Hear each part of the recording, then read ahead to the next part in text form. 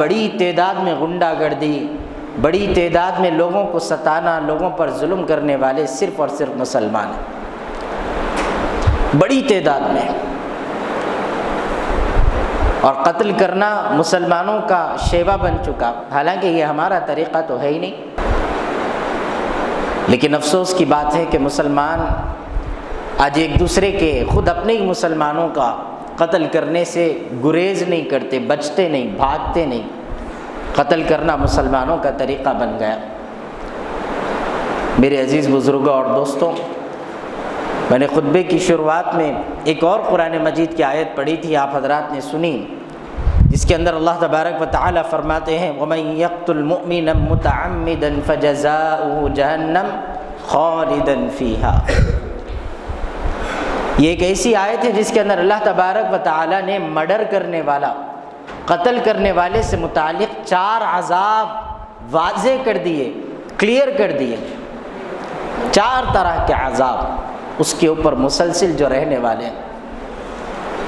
جو کوئی انسان جس کسی انسان کا قتل کرے، اللہ نے فرمایا وَمَن يَقْتُلْ مُؤْمِنًا مُتَعَمِّدًا، کہ اگر کوئی مومن کسی کا جان بوجھ کر بغیر کسی عذر کے قتل کر دیتا ہے، بغیر کوئی وجہ کے دوسرے مسلمان کا قتل کر دیتا ہے، تو اللہ تبارک و تعالی نے فرمایا متعمدًا فجزاؤہ جہنم، اس کی جزا، اس کی سزا یہ ہے کہ اس کا ٹھکانہ ہمیشہ ہمیشہ کے لیے، اس پر غور کریے، ہمیشہ ہمیشہ کے لیے، عارضی طور پہ نہیں، عام گناہ کر کے، نمازیں چھوڑ کے، عبادتیں چھوڑ کے، لوگوں کو ستا کے، لوگوں کو پریشان کر کے، یہ دوسرے جو گناہ کر کے آدمی اس دنیا سے جائے گا، اس کے لیے جہنم عارضی ٹھکانہ ہے، وقتیہ ہے، کچھ وقت کے لیے رہیں گا، پھر نکال کے جنت میں داخل،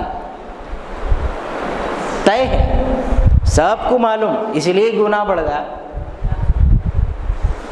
پوچھے تو سب بولتے نہیں، جنت میں تو کیسا بھی جانا ہی جانا ہے، جنت تو ہمارا ہے، حق ہے، ملے گا۔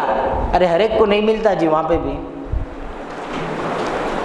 اللہ تبارک و تعالی فرما رہے ہیں فجزاؤہ جہنم، ہمیشہ ہمیشہ کے لیے اس کا ٹھکانہ جہنم بن جائے گا، عارضی طور پہ نہیں، ہمیشہ کے لیے۔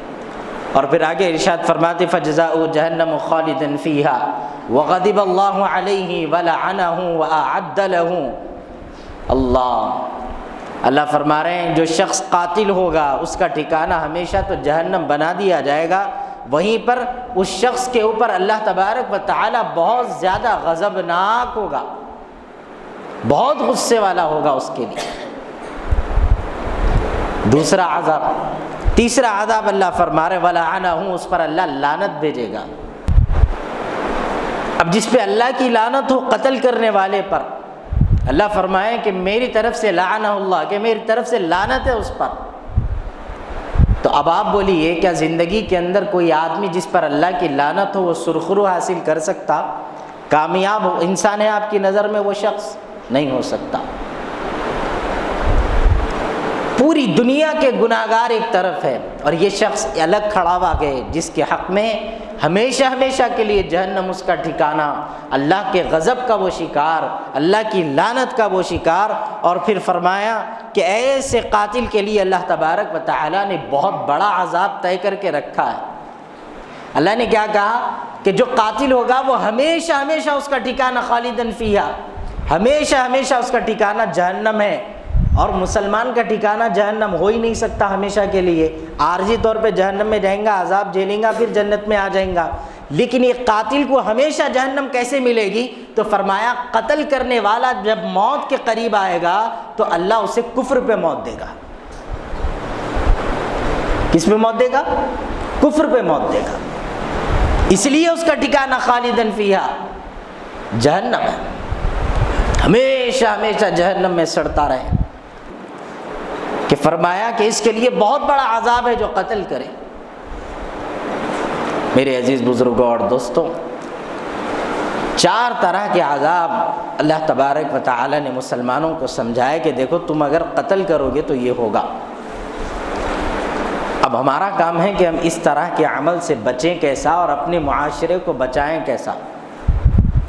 معاشرے میں اتنا غصہ ہے، معاشرے میں اتنا ہمارے مزاج کے اندر اتنی گرمی ہے کہ ہم ذرا برابر کسی کو پسند نہیں کرتے کہ ہمارے مقابلے میں بھی کوئی کھڑا ہو جائے۔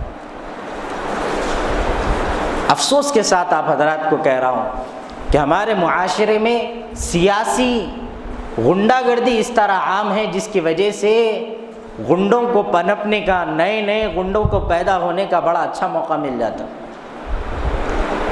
پولیٹیکل غنڈہ گردی بہت زیادہ ہے، اسی بنیاد پر ہوتا۔ قانون اتنا مضبوط نہیں بنایا جاتا کہ جو ہے قاتلوں کو صحیح سزا مل سکے۔ عام ہو گیا، نوجوان اگر پکڑ کے پوچھے میاں تو اگر ایسا غنڈہ گردی کریں گا تو پھر کیسا، تو انہیں بول رہا 3 مہینے میں واپس آ جاتا۔ سخت قانون بنایا نہیں جاتا، وہ اس لیے ہے کہ سیاسی غنڈوں کو موقع مل سکے کہ وہ آئیں اور جائیں اور یہ سیاسی لیڈروں کی ان کی برابر حمایتیں چلتی رہیں۔ اس لیے ان کے لیے بھی آزادی کے لیے سب کی زندگیاں تباہ۔ آپ ایک کا قتل کرتے ہیں، خاندان تباہ ہو جاتا ہے۔ ایک انسان کا قتل کیا جاتا اور پورا خاندان سڑک پر آ جاتا کہ کوئی ان کا پرسان حال نہیں ہوتا۔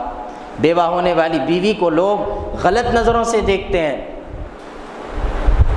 نکاح کی نیت سے تو کوئی آگے نہیں بڑھتا، بلکہ ارادے تھے کچھ اور ہوتے ہیں مسلمانوں کے۔ سب کی زندگیاں روڈ پر، بچے اسکول جانے والے اسکول چھوڑ کر سڑکوں پر آوارہ گردی یا تو پھر جو ہے کام کاج میں مصروف ہو جاتے ہیں۔ 8 سال 10 سال 7 سال کی عمر کے بچے ہوٹلوں میں کام کرتے کیوں نظر آتے ہیں آپ کو؟ پھر ہمارا معاشرہ بڑا بے رحم معاشرہ ہے، جہاں ہم صرف نام کے مسلمان کہلائے جانا چاہتے، ہم مسلمان بننا نہیں چاہتے، بنوانا نہیں چاہتے۔ ہم چاہتے ہیں کہ ہم مرے تو ہمارا جنازہ پڑھا جائے، ہم چاہتے ہیں کہ ہماری اولادیں جب پیدا ہوں تو ان کے کان میں صرف اذان دے دی جائے، باقی کی زندگی ہم اپنی منمانی اپنی مرضی کے مطابق گزاریں گے۔ کب تک آخر؟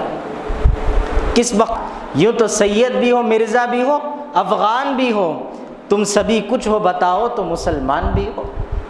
اللہ کے لیے اپنی نسلوں کو، اپنے بچوں کو ہماری ذمہ داری ہے کہ ہم سمجھائیں کہ قتل ایک بہت بڑا گناہ ہے، جو گناہ آپ دنیا کے اندر بھی، اب آپ خود غور کریے، اگر جو شخص کسی بھی قتل کے اندر ملوث رہا، آج نہیں 10 سال کے بعد کہتے مگر اس کا قتل ہو جا رہا۔ ابھی پرسوں کا کیس بھی ویسی تھا۔ میرے کو کیس سے کوئی دلچسپی نہیں ہے، مگر میں سمجھانے کے لیے بول رہا ہوں، آپ اگر کسی کے لیے نقصان کا گڑھا کھودیں گے، اللہ تبارک و تعالی آپ کا بھی پیچھا نہیں چھوڑتا۔ آج نہیں کل، کل نہیں پرسوں، پرسوں نہیں ترسوں، کبھی نہ کبھی وہ گڑھے میں تم کو بھی گرنا ہے۔ تو سوچ سمجھ کے اللہ سے سودا کرنا۔ بندہ غافل ہے کہ اس کے ساتھ، اس کے پیٹھ پیچھے اس کے ساتھ آپ کیا کر رہے نہیں کر رہے، اللہ غافل نہیں ہے۔ اگر آپ یہ سمجھ رہے ہیں اللہ غافل ہے تو جو چاہے وہ کرو، کیونکہ آپ کی کرنی لکھنے والا تو اللہ ہے، جیسی کرنی ویسی بھرنی مشہور ہے، اور نظام قدرت ہے اللہ کا کہ آپ جو کریں گے آپ کے ساتھ وہ ہوگا۔ اگر دنیا میں نہ ہو تو آخرت میں ضرور آپ کی اس کی جزا و سزا ضرور مل کے رہے گی۔ اللہ کے لیے اپنے دلوں کے اندر معاف کرنے کا جذبہ پیدا کرو، بدلے کے جذبے کو ختم کرو۔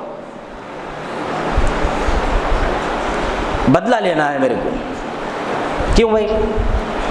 اسلام کیا کہتا بدلے کے لیے؟ کیوں نہیں دیکھتے آپ کی زندگی میں اچھا ہو برا ہو، کوئی بھی مسئلہ ہے تو پہلے پہلا سوال آپ کا یہ ہونا کہ اسلام کیا بولتا، اللہ کیا بولتا، رسول کیا فرماتے ہیں، یہ سوال ہونا۔ یہ چھوڑ کے ہم کیا بولتے ہیں، لوگاں کیا بولیں گے، مطلب ہی نہیں ہے اپنے کو اللہ سے۔ ارے ایمان لایا، ارے اس پہ نہیں، ہم کو ضرورت ہی نہیں ہے کہ اللہ کو مانے، رسول اللہ کی مانے، ہم ان کو مان چکے یہ کافی ہے، ان کی ماننا ضروری نہیں ہے، یہ ہمارا سوچ رہا ہے۔ ان کی ماننا ضروری نہیں ہے، اپنی من کی کریں گے۔ تو پہلا سوال تو یہی ہے کہ آپ کیا چاہتے ہیں۔ تو اگر بدلہ لینا ہے تو آپ جاؤ، پھر قرآن دیکھو، کھولو قرآن کو، کہ جس شخص کے اوپر زیادتی ہو اور اسے بدلہ لینے کا وقت ملے وہ برابر لے لے۔ بہتر یہ ہے کہ معاف کر دے، اللہ ہی فرما رہا، بہتر کیا ہے؟ معاف کر دے۔